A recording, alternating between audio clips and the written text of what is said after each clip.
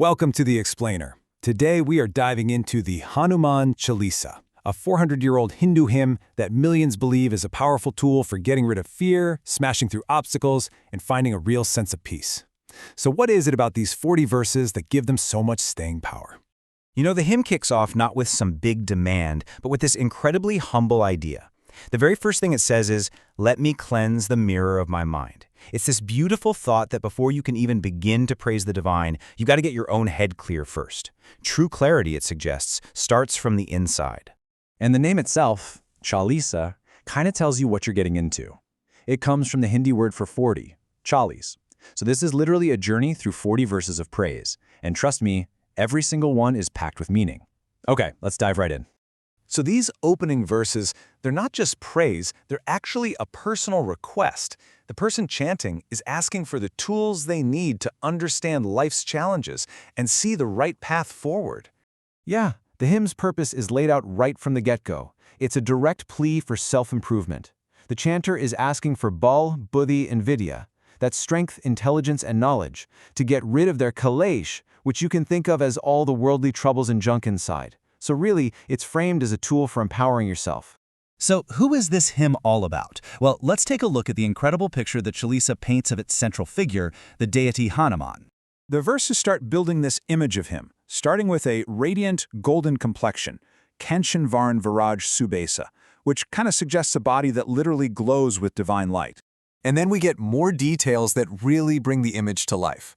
The text talks about Kanun Kundal Kunchit Kesa, which describes his earrings and his beautiful curly hair. His power is shown through the things he carries. The hymn says he holds a vajra, which is a mace, and a dwaja, a flag. And these aren't just props. They are ancient, powerful symbols of total invincibility and victory. He's also known by a bunch of different names, and each one tells you a little piece of his story. You see this a lot in Hindu tradition. The names show different sides of a deity's power and connect them to this bigger divine family. He's the son of his mother, Anjani, the son of the wind god Pavan, and even an incarnation of Lord Shiva, linking him to one of the most important gods in all of Hinduism. But it's not all about power. His character is just as important. The text calls him Kumati Nivar Sumati Ke Sangi, the one who gets rid of negative thoughts and hangs out with the wise.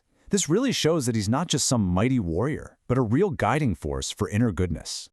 The chalisa doesn't just tell you who Hanuman is, it tells you what he's done. And these legendary feats, which come from the ancient epic Ramayana, are absolutely key to understanding why he's so important. Now, this is where it gets really cool. Look at his incredible versatility. The hymn talks about him taking on a sukshma roop, this tiny, almost invisible form, so he could sneak into the enemy city of Lanka, where Sita, Lord Rama's wife, was being held. But it also describes his vikat roop, a terrifying, monstrous form that he used to burn that very same city to the ground. Incredible, right? The text also tells this famous story from his childhood. He sees the sun rising and thinks it's a giant sweet fruit, so he leaps thousands of miles into the sky to try and eat it. It's a story that just shows his unbelievable power, even when he was just a kid. And then there's what might be his most beloved feat. During a huge battle, his lord Rama's brother Lakshmana was fatally wounded. Hanuman was sent to the Himalayas to find a specific life-saving herb. When he couldn't figure out which one it was, he just lifted the entire mountain and brought it back. That one act saved Lakshmana's life. So we've met our hero, we've seen his mind-blowing deeds. But why have people been chanting this for centuries? Well, the text itself makes some very clear, very specific promises to anyone who recites it. And here's the crucial part. According to the hymn, reciting these verses can have a direct, positive effect on your life. The text promises that devotion to Hanuman can get rid of sickness, clear away troubles, make hard things easy, and even protect you from negative energies, all while eventually leading you from worldly stuff towards spiritual freedom. This one verse really just sums up that core benefit. It says that for anyone who just remembers and focuses on Hanuman, all troubles, or sankat, and all pain, pira, are taken away. So devotion isn't just worship, it's presented as a real, practical solution to the suffering we all face. All right, the last few verses bring the hymn to this really powerful close. The author signs off, and there's one final blessing for everybody listening. The author lets us know who he is, the 16th century poet Tulsidas, and he signs off by just declaring his own eternal devotion. His signature is this simple, heartfelt request, Kije Nath Fride Mahadera, which means, "O Lord, please make your home in my heart." And it all ends with this powerful assurance for anyone who recites it.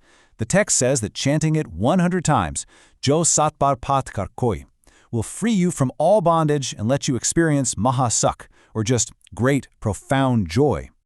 So what is it that keeps people coming back to these 40 verses? Is it the amazing portrait of a perfect hero, someone who's both all-powerful and completely humble? Is it the promise of a real way to get through life's challenges? Or is it maybe just the deep sense of peace you can find in its rhythm? Whatever the reason, it's clear the Hanuman Chalisa continues to resonate